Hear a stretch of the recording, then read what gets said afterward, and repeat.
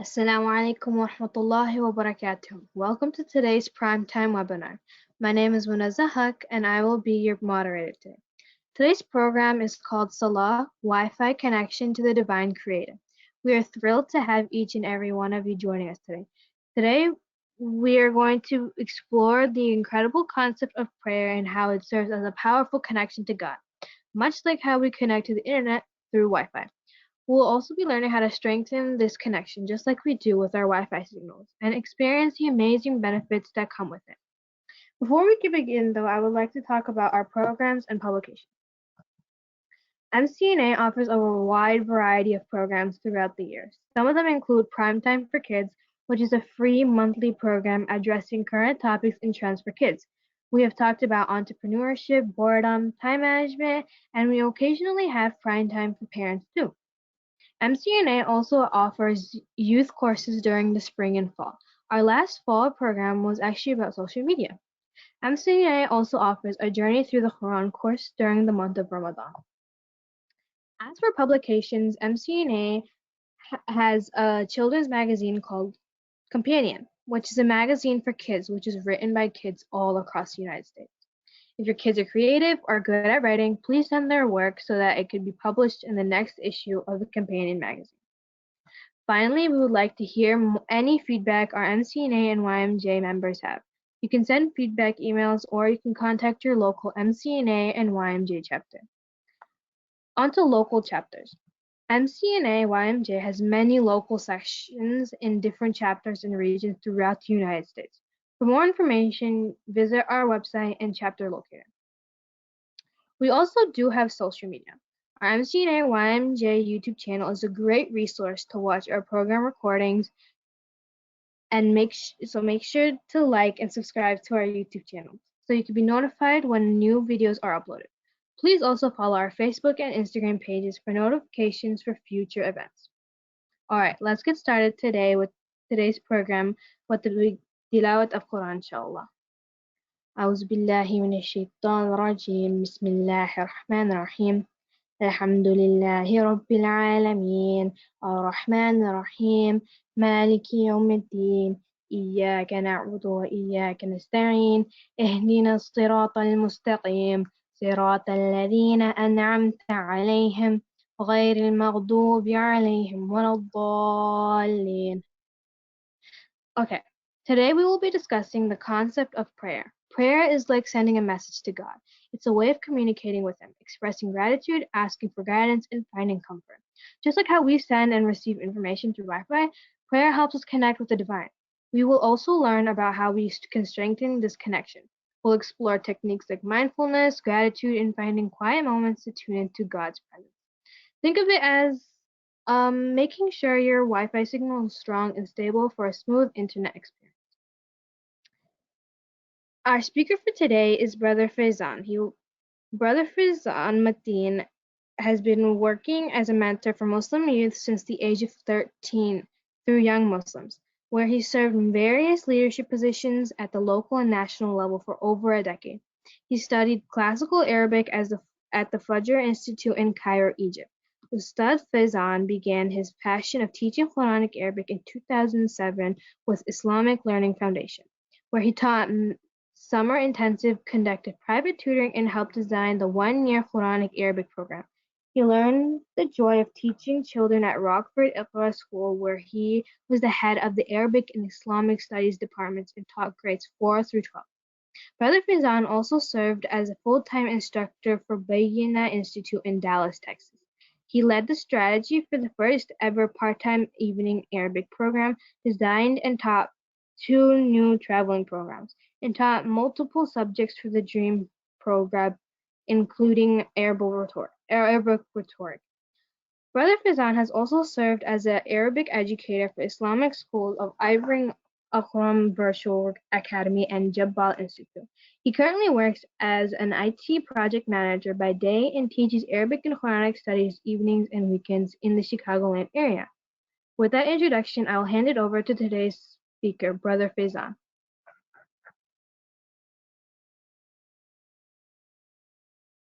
بسم الله الحمد لله والصلاة والسلام على رسول الله صلى الله عليه وسلم I begin by praising and thanking Allah subhanahu wa ta'ala and asking Him to send His peace and blessings upon His final messenger, Rasulullah sallallahu alayhi wa sallam. I'm going to go ahead and start my presentation. So you should be able to see that Salah, the divine connection. If it's not showing, just let me know, one of the panelists, please. So as our facilitator mentioned, we're going to be talking about this divine connection بين العبد والرب, between the slave, the servant, and their master. We have this gift that Allah subhanahu wa ta'ala gave the Prophet sallallahu alaihi wasallam, gave the entire Muslim ummah, and we're going to talk about what it means. We're going to talk about how we can increase our focus in our prayer and how we can truly appreciate it for what it actually is. I'm going to start off by talking about where Salah stands in the life of our religion and where it should stand in the life of every believer. As you already know, that Salah is the second pillar of Islam, and whenever we say the word Salah, we're talking about the 5 daily prayers. But the word Salah has a meaning as well, aside from the word prayer. And I want to ask you this question, and I'd love for some of you to answer in the chat by telling me, what does the word Salah mean? Just like many words have meanings, Islam is the name of our religion, but it also means submission to Allah. The word Salah means the 5 daily prayers or praying, but it has another meaning as well. And so I'd love for somebody in the chat to try to answer, what does Salah mean?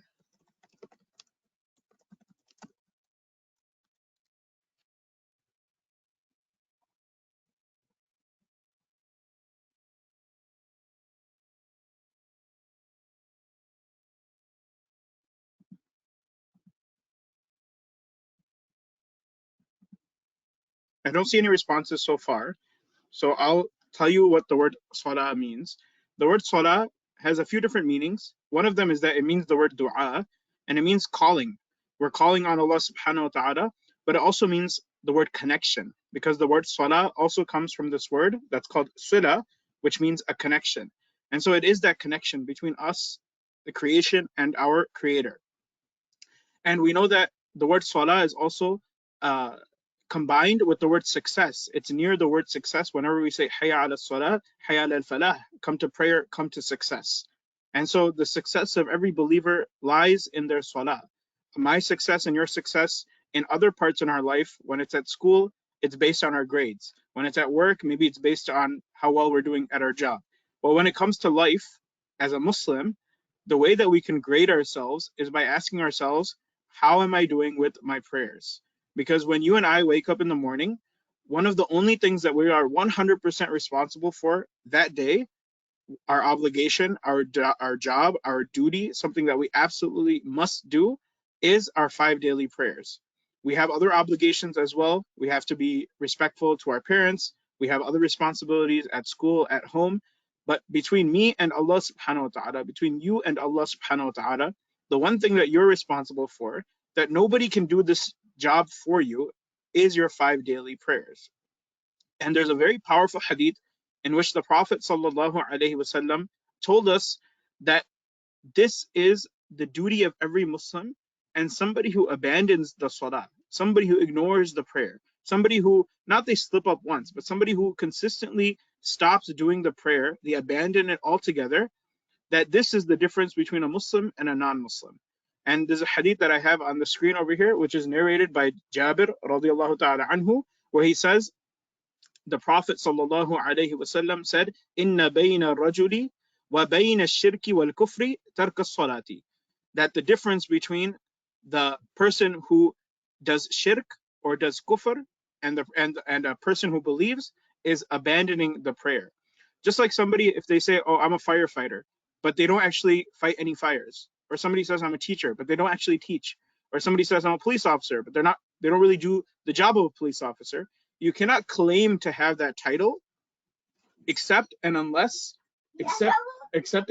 you are performing the number one duty of that function. And so if somebody is not praying consistently, they cannot call themselves a Muslim. And what's very interesting here is that Allah subhanahu wa ta'ala also tells us in the Quran that this is one of the number one reasons that people will complain in the hereafter if they were not successful.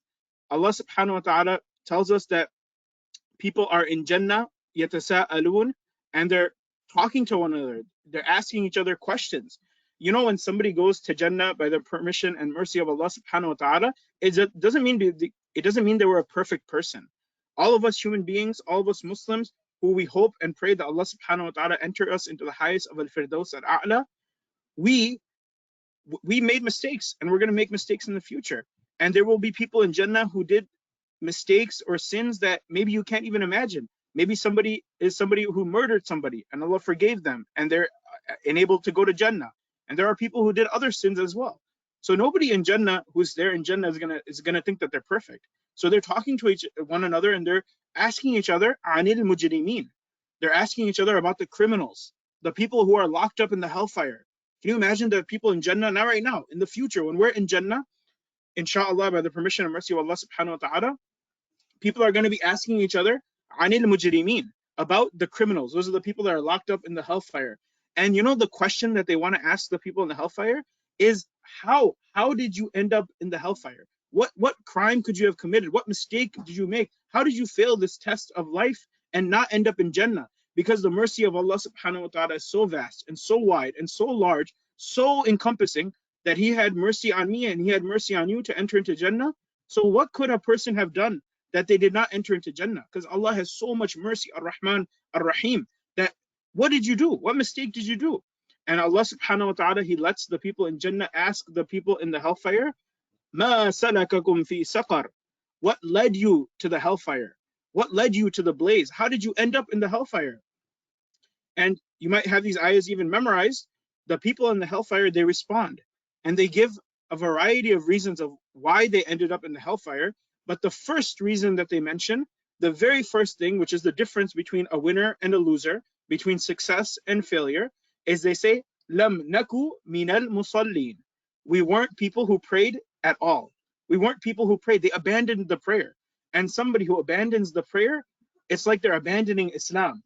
And this is their chief complaint. Their number one reason that they say why they did not end up in Jannah. And so we see that this plays a huge role. If somebody makes the Salah their best friend, somebody's consistently praying, they're good about their prayers, then they're setting themselves up for a success. And somebody who abandons this, they are a loser in this world and they will be a loser in the hereafter. May Allah protect us from the hellfire and grant us the highest of al-firdaus al-a'la, the highest part of Jannah. And we know from a different hadith of the Prophet ﷺ that the first thing that will be asked about on the Day of Judgment is our salah, our prayer. And if the answer to that question is good, then everything after that will be good as well. So you know if you have a big test coming or an exam or a quiz or something that you have to prepare for, and if that quiz has one question, one main question, and if you get that right, everything after that is going to be good. Your grade will be good. All the experiences after that will be good. You know that you will prepare for that answer. Well, this is not an answer that you can say with your mouth if you did not do it every single day, if you did not practice it properly and pray that the way that the Prophet also taught us to pray. And so we know that this question is coming. We know that the Day of Judgment is real. And we know that each of us are going to be asked about this question. Your parents will not be asked for you. You're going to be asked about your prayer, as you will soon be responsible. And some of you are already past the age where you are responsible for your own prayer. And nobody can blame anyone else. It's their own job, their own duty to learn about how to pray and pray properly and keep checking that box that you prayed Fajr, you prayed Dhuhr, you prayed Asr, you prayed Maghrib, you prayed Isha, and praying these 5 daily prayers. Let me go to the next slide. And one of the first things I want to start about when it comes to Salah is how we look at prayer. Sometimes we look at prayer as an obligation or a responsibility, and it is those things. There's no doubt about that. But we should also remind ourselves that this is not an obstacle in our life. It's not something that's in our way. In fact, Salah is the thing that helps us become the best version of ourselves, the best Muslim that a person can possibly be. It gives you so many blessings in your life and so many benefits. And we should look at it the way that the Prophet ﷺ, how did he look at prayer? Even when somebody's calling the adhan, we're listening to the adhan, the invitation to the salah. We're being told that hayya ala salah, hayya ala al-falah. Come to prayer, come to success.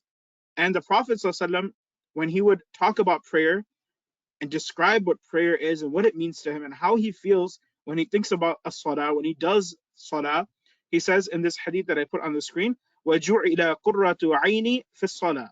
The delight of my eyes is in prayer. And this is a phrase in Arabic. Qurratu ayn is a phrase that means, it means the delight of your eyes, but it means that thing that comforts you, the thing that gives you satisfaction, the thing that pleases you, the thing that makes you happy, the thing that helps relax you.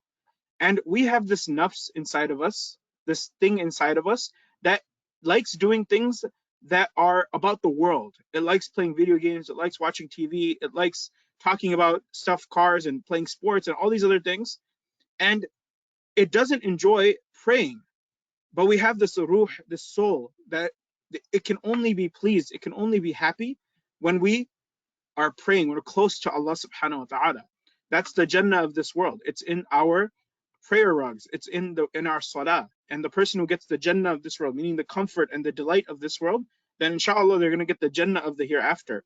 And so we have to look at prayer that this adhan is a call of love and comfort. It's something that's inviting us to something good and relaxing.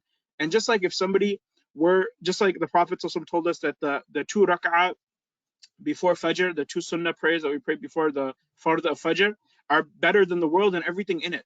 If somebody came up to you and said, okay, we'll give you $100 or $1,000 or $1,000,000 if you pray five times a day, or if you pray Fajr, or if you pray any of these things, all of us would be so excited that we could get the car that we want, or the toys that we want, or the house that we want, or any of those things that we're interested in, because of how much good, how much happy that'll make us. But we should know that 100% salah is more valuable than any amount of money. It's more precious than any element or any gold or anything like that. In fact, the Prophet ﷺ, he was able to hear what people are going through in their grave. And once he was walking by a grave, and he said that he said to his companions that the person in this grave, to him, the ability to pray rak'atan, just to pray 2 rak'ah, one simple prayer that takes maybe 2 minutes or 3 minutes or 4 minutes or 5 minutes, a simple prayer just to pray 2 rak'ah, something that all of us can do at any time, even our sunnah ones after Maghrib, for example, the 2 sunnah that we pray, those 2 rak'ah are more beloved to him than your entire dunya. That there is a time that all of us will not be alive on this world. We're going to be in our grave, and the only thing we're going to have are the good deeds that we did. And we're going to wish that we spent more time not doing things that ended up being a waste of time, things that maybe entertained us or kept us busy. Those are not things that we're going to wish. Nobody in their grave is going to say, oh, I wish I played more Fortnite, or I wish I watched more movies, or I wish I hung out with my friends more. There is no person in the grave that will ever say that. But the people in the grave, especially the believers, or especially anybody in the grave, they will wish that they had prayed more. They had used this time in this world to pray more. And when you pray, you're reading Quran more, you're making dua more, you're doing more dhikr. And so it has a combination of different things that happen at the same time. And so we should look at prayer, the adhan, is a call of love from Allah subhanahu wa ta'ala. He's inviting us to something good. And the prayer only benefits us. Allah subhanahu wa ta'ala is al-azim, he's al-qawi, he is the strong, the mighty, the powerful. There is nothing in our religion that we do and it makes Allah subhanahu wa ta'ala more powerful. Wali'adhu billah. Allah subhanahu wa ta'ala is al-akbar, he is already the greatest. And so this prayer, it does not benefit anybody else except for me, myself. And your prayer doesn't help anyone except for you, yourself. And so we should look at it like this, that this is good for me in this world, good in the hereafter, I'm fulfilling my obligation. But it's also something that once you understand the meaning of the prayer and you understand what you're saying in the prayer, you develop a sweetness and a taste in your salah that you enjoy it and that you're more relaxed in it and you find comfort in it. And the more that you do that, the more that you perform it with that khushu, which we're going to talk about, that focus, you seek it more, you want to do it more. You find it more beloved than playing video games or watching TV or doing anything else. And so you want to continually do it over and over again. And in fact, even the Prophet ﷺ, on his last days on earth, sometimes he would become unconscious. And when he would wake up, the first thing he would ask is, Asalla nas, did the people pray? If it was Maghrib time, did the people pray Maghrib? Or did they pray Isha? Because the Prophet was their Imam. So did they pray? Because he was unconscious for a little bit. And his wife would say, La hum yantadhirunak. No, they're waiting for you. And so he would say, okay, help me make wudu so I can go and lead them in prayer. He was always thinking about the salah and always telling us all up until his last day, sallallahu alaihi wasallam, about the importance of prayer and how we should treat it very seriously and pay very close attention, protect it like it's something very precious, and don't let anything in this world take it away from us. Don't let an appointment or forgetfulness or being busy or anything like that take it away from you. Don't let anybody or anything distract you from as-salah, because it's that. And so we have to remind ourselves that there are certain things that we can do and certain things that we can practice so that we can be more focused in our prayer. And I'll share that in the next slide. I put a little tip over here on this slide as well, that the salah is not just like the prayer, it's an end-to-end process. The mindset of salah starts from when you hear the adhan. It starts from when you're making wudu. And it doesn't just end when you say salam. It also includes the dua that you say afterwards. And so don't just like rush to do your salah, but think of it as this entire process. And once you start doing more and more, again, you'll find sweetness in it that you did not find before. And I put a tip over here that for more reward, boys should be in the habit of calling adhan in their home, or even if they're traveling and you're praying somewhere, when the time for salah comes, if you call the adhan, you get a huge reward for that adhan as well. And so this is something that I know a lot of people don't do, but a lot of the kids that I see that they do, they have an attachment to salah, an attachment to prayer, because again, it starts with the adhan. And you're doing a sunnah, you're doing something that brings you a lot of reward. I put a website over here as well, which is salah.com, which is the topic of our talk. This is a website that gives you the times of prayers as well, because as you're getting older, you have to be more responsible and know when the prayer time starts. You might have a clock in your house that tells you that. You might have an app maybe on your tablet or something that tells you that, or your parents might have a printout that shows you when the prayer time starts and ends. But that's your responsibility, that you have to know that, oh, you can't say, oh, I didn't know that Asr was about to end, or and this was about to happen, because as you get older, again, nobody can do it for you. You have to be responsible for that. And so that comes with knowing when does the prayer time start, when does it end, so that you're praying within its proper time. And we should look at the salah as a gift, because you probably have heard the story in which the Prophet ﷺ, he went to Al-Isra al-Mi'raj, he went to these different layers of the universe until he was close to Allah subhanahu wa ta'ala. And Allah subhanahu wa ta'ala is the king of all kings. He is the mighty, the majestic, and he is the one that when you visit him, his honor, his generosity, his nobility, he gives the person, his guest, a gift. And Allah subhanahu wa ta'ala gave the Prophet ﷺ this gift of praying 50 times a day, not just for him, but mandatory upon everybody who's from the ummah of the Prophet ﷺ, meaning every Muslim. And the Prophet ﷺ was happy with this gift. He was so excited about this. And when he met the Prophet Musa alayhi salam on his way down, the Prophet Musa alayhi salam encouraged him to ask Allah subhanahu wa ta'ala to reduce that number, because it would be too difficult for every Muslim to do that 50 times a day, that they're praying throughout the entire day. And I know Muslims already struggle many times with 5 times a day until they build that habit. And it becomes very easy for them once they build that habit. But the Prophet, he went to Allah subhanahu wa ta'ala back and forth multiple times until it was reduced to 5 times a day. And Allah subhanahu wa ta'ala also told him that what Allah subhanahu wa ta'ala decrees does not change. The reward for those who pray 5 times a day is still as if they prayed 50 times a day. So when you do your 5 daily prayers, Allah subhanahu wa ta'ala is so generous that gift that he gave of giving you the chance to pray 50 times a day and earn the reward of 50 times a day, nobody is deprived from that gift, from that reward, because if you pray 5 times a day, you get the reward of praying 50 times a day. Now I want to talk about this hidden element of prayer. This is called khushu'. And khushu' means having sincerity in our prayer, having comfort in our prayer, and increasing our focus in our prayer. Because I know when you're young, and I have kids that are young as well, it's not always easy to focus in your prayer. You get distracted very easily, or you pray very quickly, or you don't know the words that you're saying. And it's, again, our responsibility, your responsibility, to understand how can I increase my focus in my prayer. And I'm going to share some tips on the next slide as well. But I want you to understand why it's important to focus in your prayer. Because you have an obligation to pray 5 times a day. And when you pray, you complete the obligation. Yes, you did the fard, you prayed, that's good. But there's a reward that comes with the prayer as well. And that reward, the Prophet ﷺ told us in this hadith, is like a fraction that's related to how much focus you had in the prayer.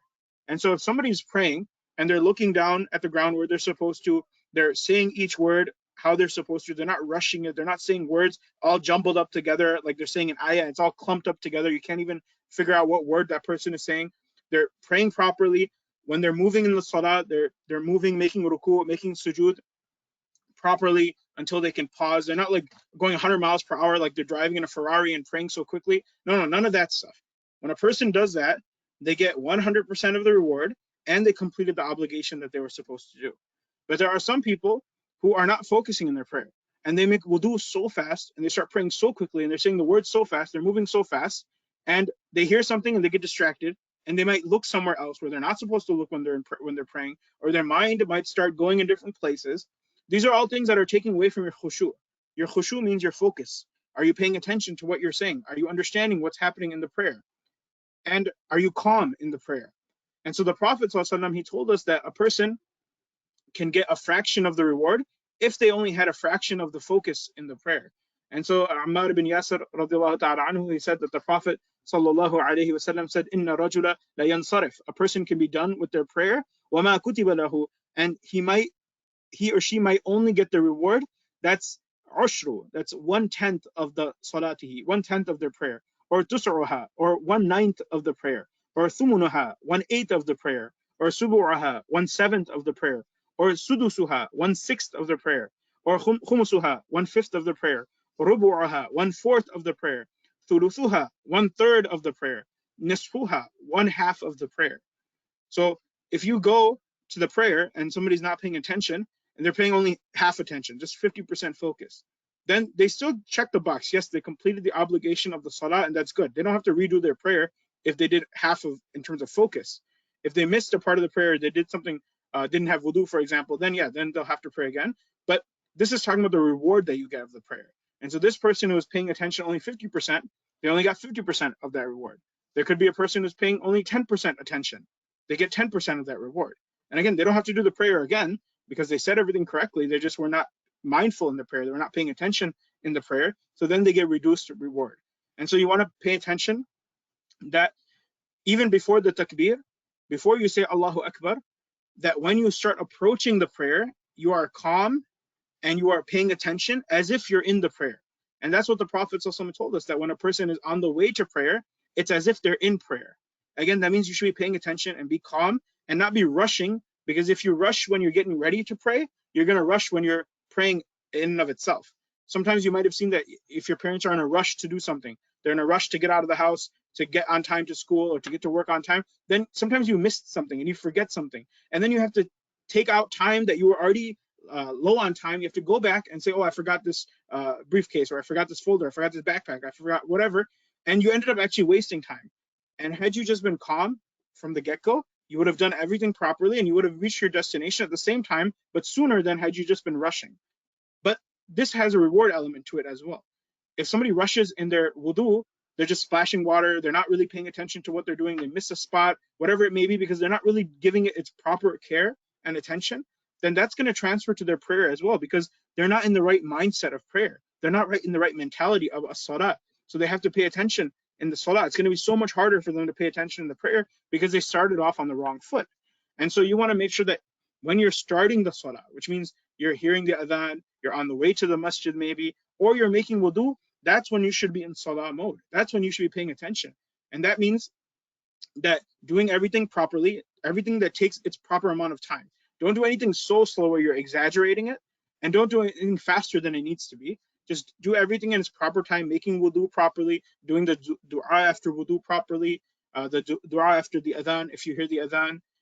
Then when you start the prayer, knowing what you're praying, and then we say Allahu Akbar, now you're already in a calm state to begin with. It's not something that you rushed into 100 miles per hour, and now all of a sudden you have to slow down. You're already calm when you entered it. And so it'll be a lot easier for you, a lot tougher for shaitan to distract you, a lot tougher for your nafs to get distracted. If you enter the prayer in a calm state, then inshallah you'll be able to do everything properly in the prayer.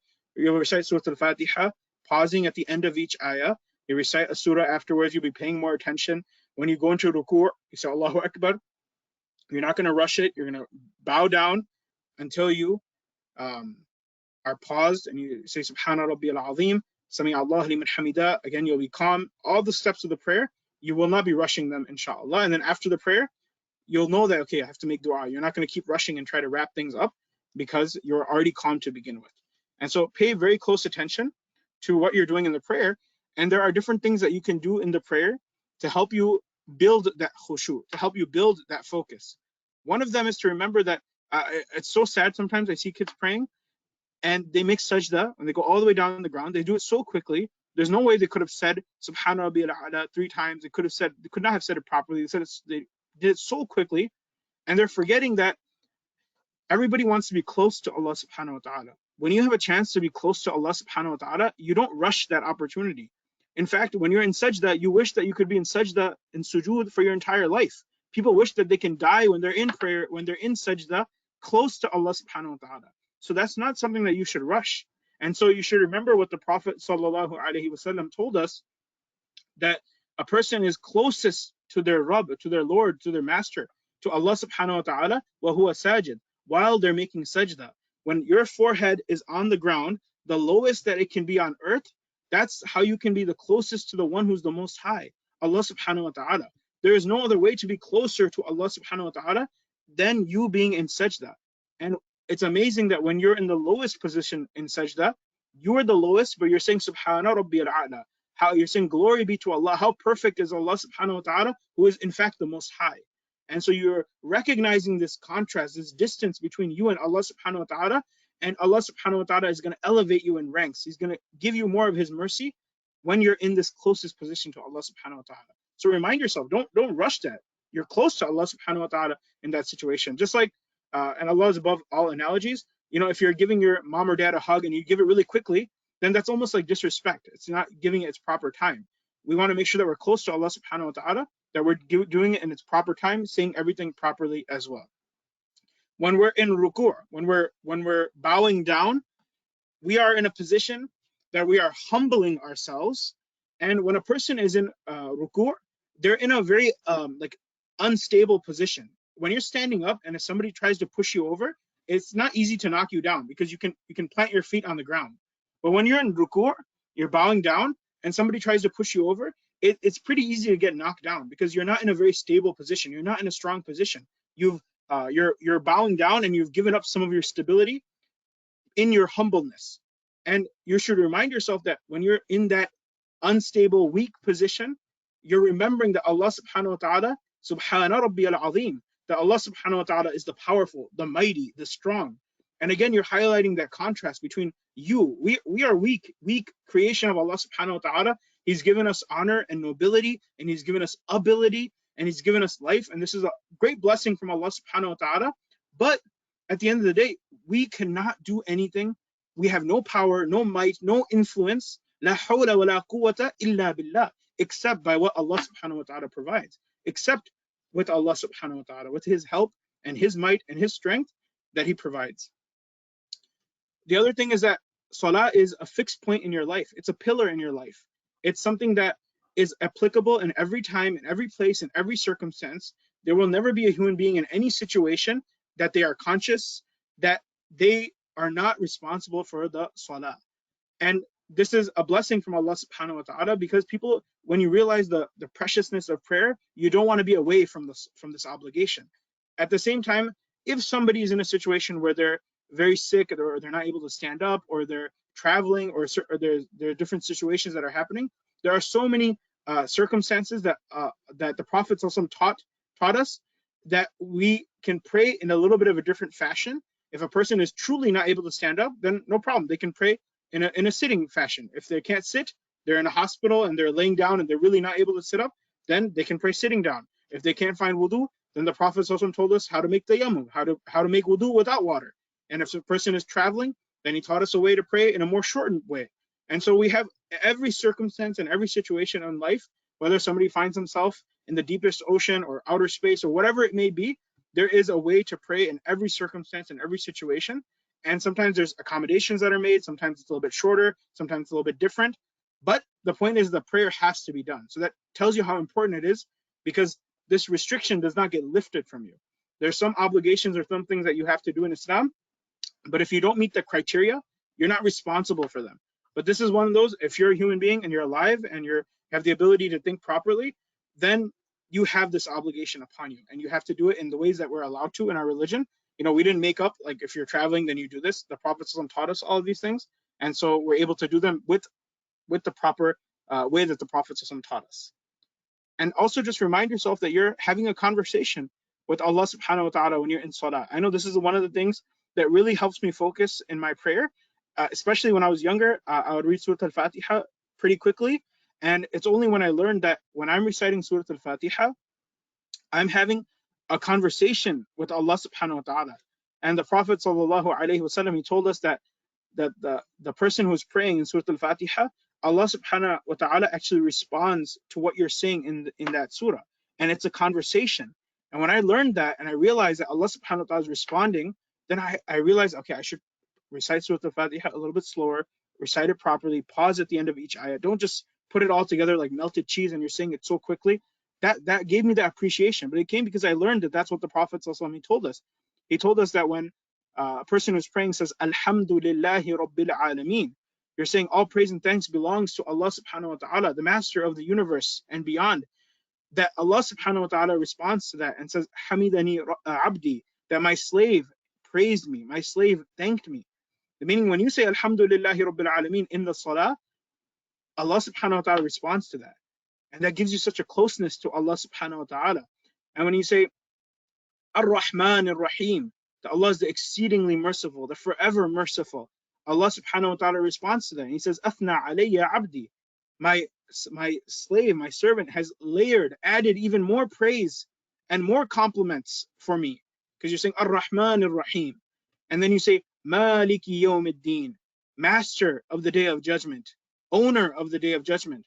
And Allah subhanahu wa ta'ala responds, Majjadani abdi, that my slave has magnified me, has glorified me, has put me in the position that he's stating.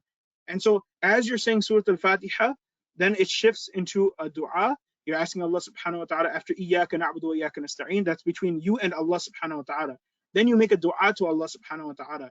Ihdina as-sirat al-mustaqim, guide us on the straight path of those whom you have favored and not those who have earned wrath or anger.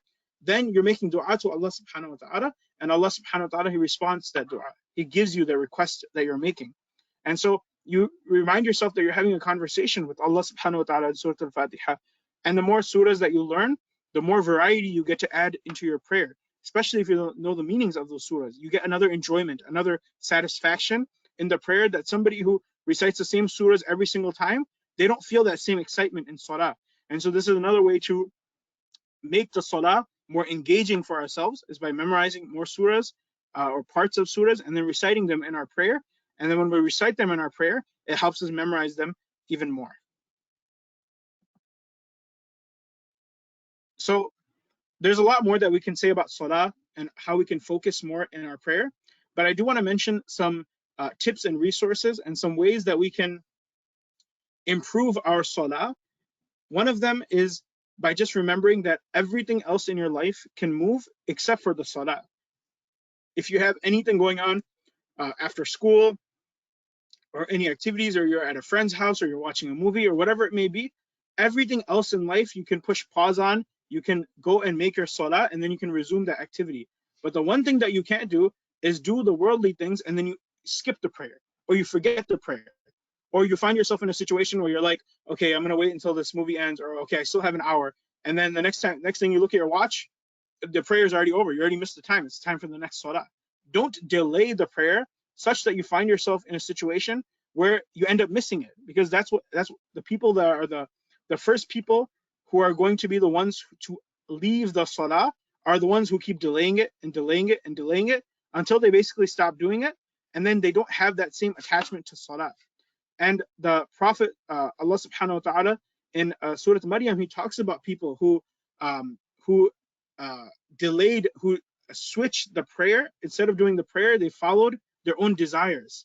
And they're going to meet a place in the hellfire, سوف يلقون غيا, a place in the hellfire, a valley in the hellfire called Ghay.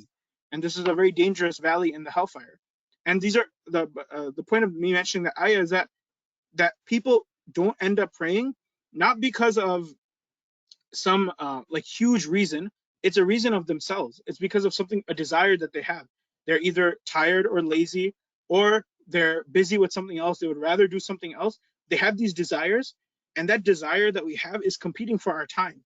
But we have to remind ourselves that Allah subhanahu wa ta'ala in the Quran, he's always telling us to establish the prayer, do iqama of the salah, do establishment of the prayer. And that can mean praying in the masjid, praying in congregation, praying with the group, which is better, especially for men, for boys. But it also means to make it a pillar in your life, make it a fixed point in time.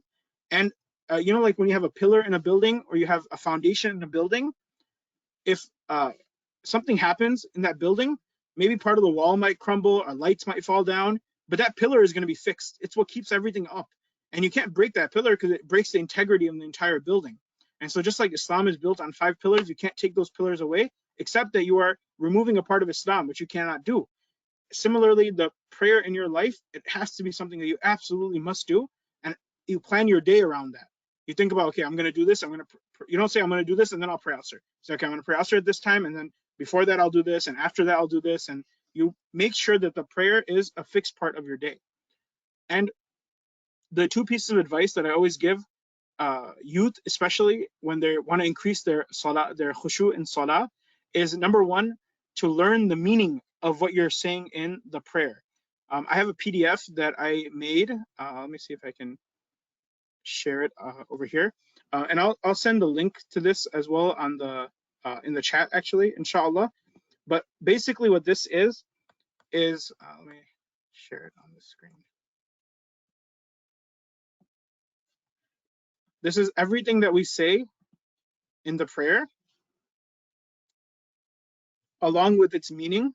One of the first things that we do, especially in Islamic schools and Sunday schools for younger grades, is make sure you know the meaning of everything that you're saying in the salah. When you're saying Allahu Akbar, do you know what you're saying? Do you know why when you say Allahu Akbar, so many times in the prayer, you are reminding yourself that Allah subhanahu wa ta'ala is greater than anything. He is the greatest.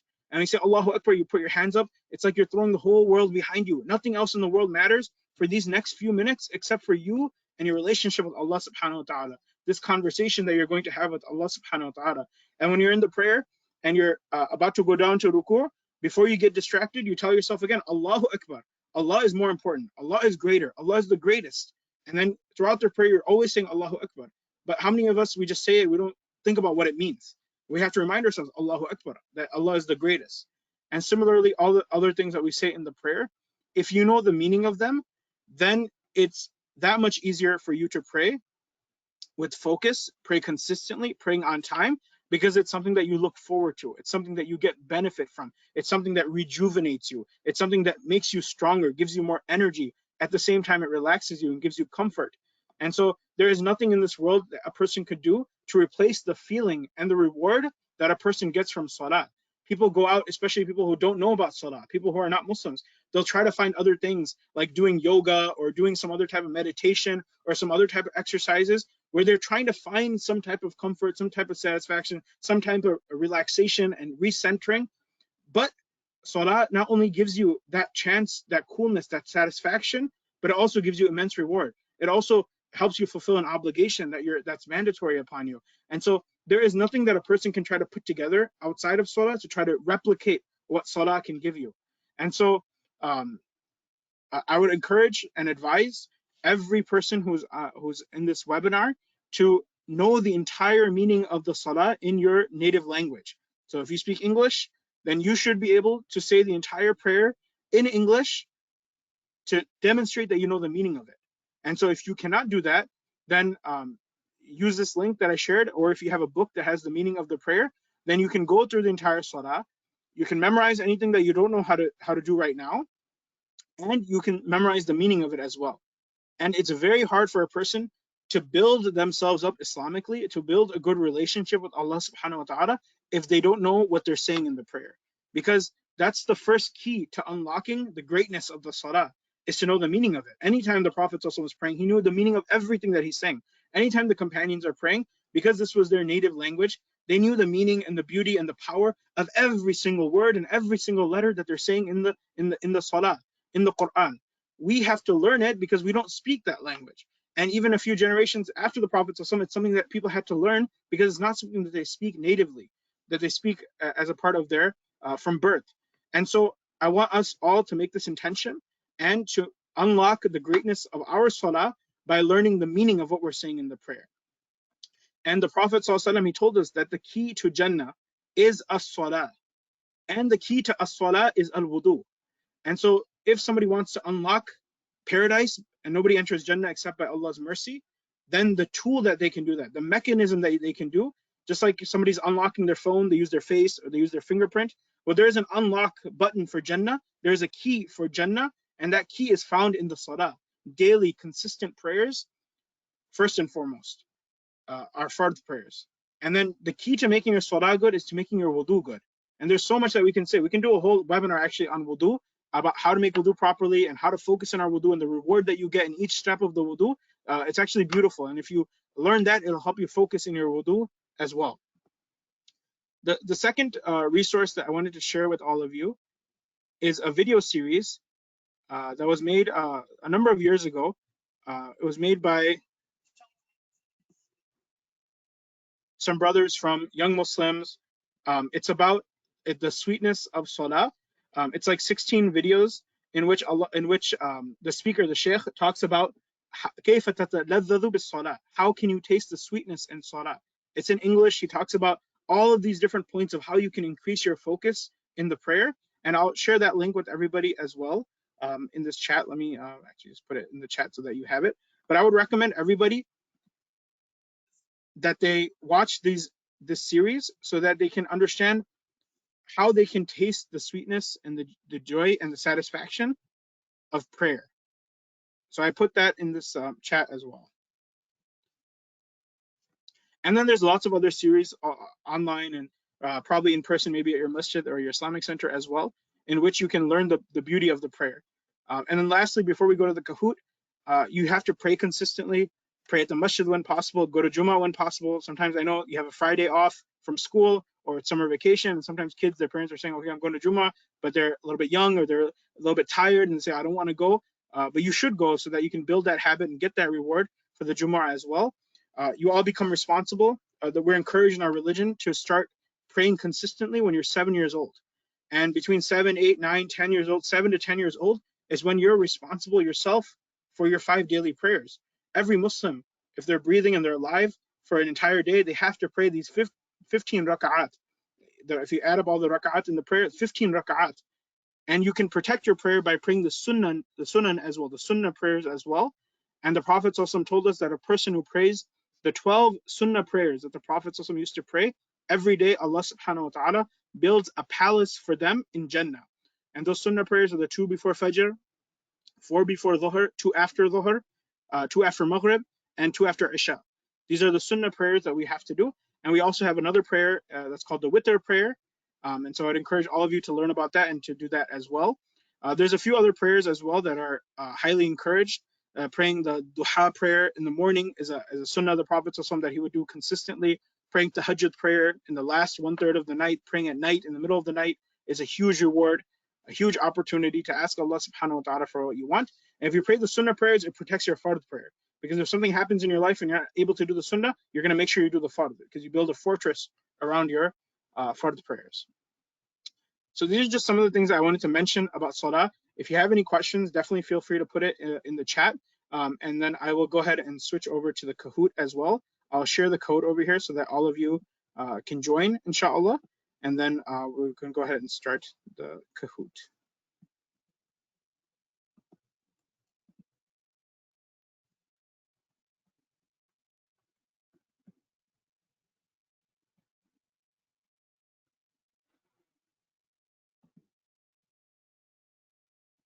So you can go ahead and join the Kahoot using the pin that's on the screen or the QR code.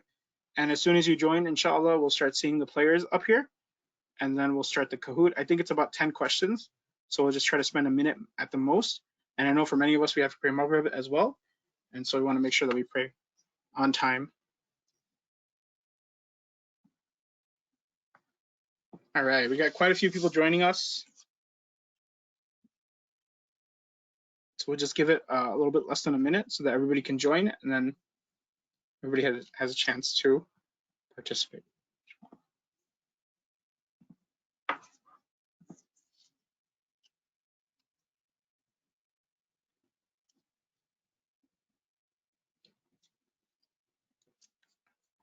All right, we got about 12 or so people so far, and I'm sure more will join as well.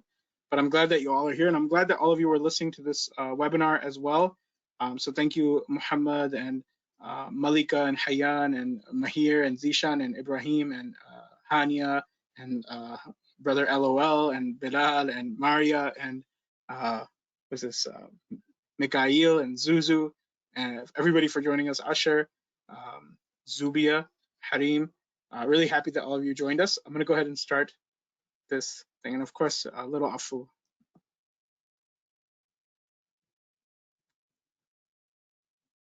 All right, Salah, divine connection, Kahoot. Starting in 3, 2, 1. Salah is the blank pillar of Islam.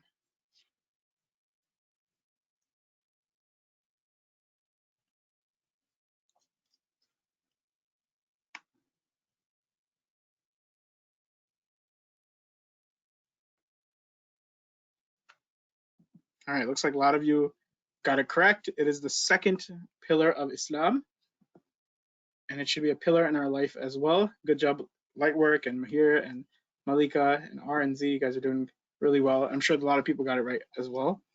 The less khushu, focus, someone has in prayer, the less reward they earn.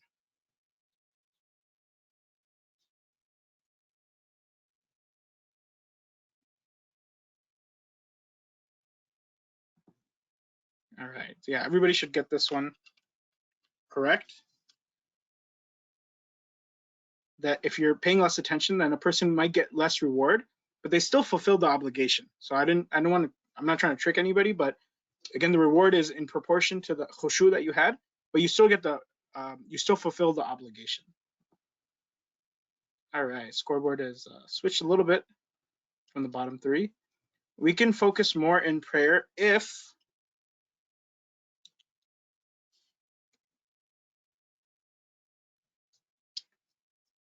this one has multiple right answers.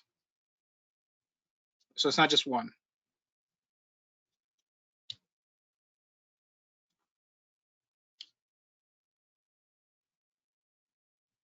Yeah, so this one, all of them are right. That we want to pray slowly, make wudu properly, know the meaning of what we say, learn the importance of the prayer as well. This thing, number 1 is still number 1. Salah is the blank to Jannah.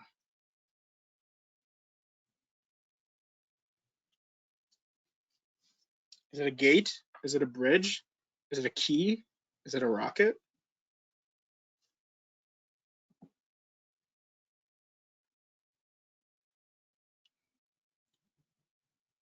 Salah is the key to Jannah.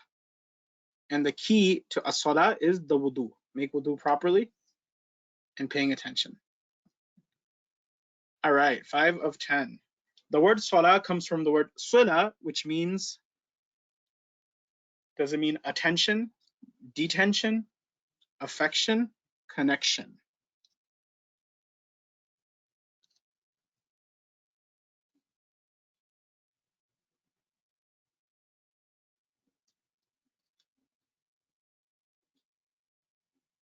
Salah comes from sula, which means connection. It's a connection, divine connection, a divine link between us and Allah subhanahu wa ta'ala.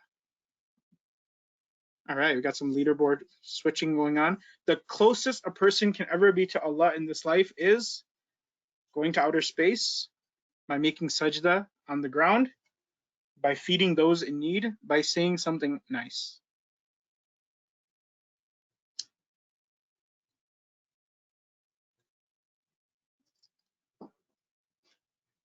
So again, as the Prophet told us, that when a person is prostrating on the ground, making sajda, they're the closest that they can be to Allah subhanahu wa ta'ala. All right, good job, Mahir. True or false? Kids should start to be in charge of their own prayers at age 7.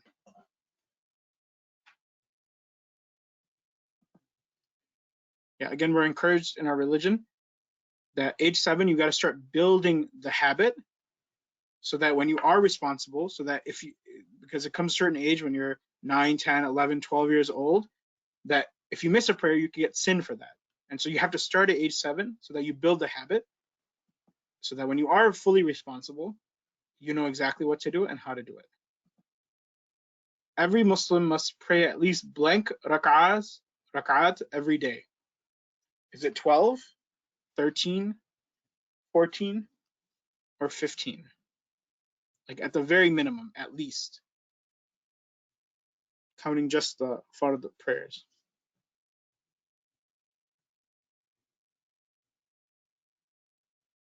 Yeah, it should be 17. So it was a mistake. It should have started at 14, 15, 16, 17. So that was a mistake.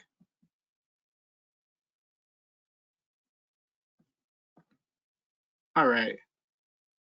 Anyone who prays blank rak'at of sunnah each day, Allah builds for them a palace in Jannah. So it's talking about the sunnah prayers in terms of the rak'at. Each rak'at is one time that you stand up.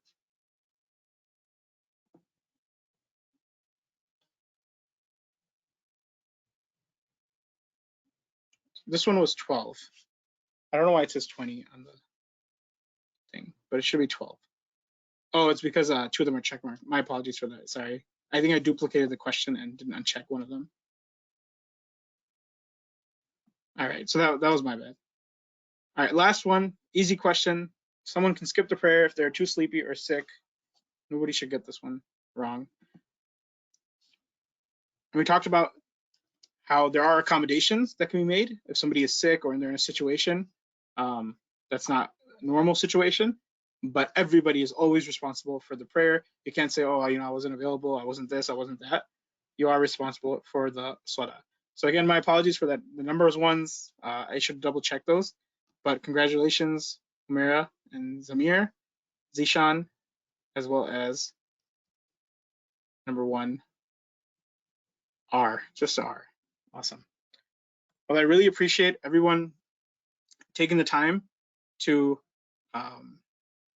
be a part of this webinar. And I pray that Allah subhanahu wa ta'ala, Allahumma laka alhamdu kama yanbaghi li jalali wajhika wa azimi sultanik, Allahumma laka alhamdu kama athnayta ala nafsik. Oh Allah, we ask you through all your beautiful names and attributes, please guide us, please forgive us, please allow us to be those who establish the prayer. Ya Allah, please allow us to be consistent with our Fajr prayer, our Dhuhr prayer, our Asr prayer, our Maghrib prayer, our Isha prayer. Oh Allah, allow us to pray the 12 Sunnah prayers every day so that we get a palace in Jannah. Oh Allah, we ask you to save us and our families from the hellfire and give us a mansion, a palace in the highest of Jannah al-Firdaus al-A'la. Oh Allah, allow us to be from among those who establish the prayer, who overcome their desires, to make the salah, the sweetness and the coolness of their eyes and their favorite, most precious thing in this world. Oh Allah, please make strong this connection between us and you through this divine link, through this salah. Allow us to be consistent in our prayers. Oh Allah, allow us to pray in the masjid as consistently as possible. Oh Allah, allow us to not be from those who have delayed the prayer. Allow us to always pray on time and properly. اللهم صل على محمد وعلى آل محمد كما صليت على إبراهيم وعلى آل إبراهيم إنك حميد مجيد. اللهم بارك على محمد وعلى آل محمد كما باركت على إبراهيم وعلى آل إبراهيم إنك حميد مجيد. وآخر دعوانا أن الحمد لله رب العالمين. جزاكم الله خيرا. Thank you again, everybody, for joining this webinar, and I look forward to interacting with all of you again soon. Please use the resources that I shared with you, and may Allah subhanahu wa ta'ala bless you wherever you may be. Assalamu alaikum wa rahmatullahi wa barakatuh.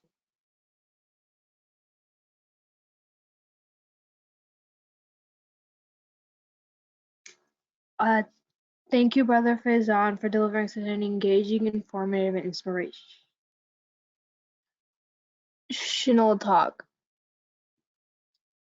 that resonated deeply with all of us. Your ability to connect with our audience, particularly our young participants, was truly remarkable.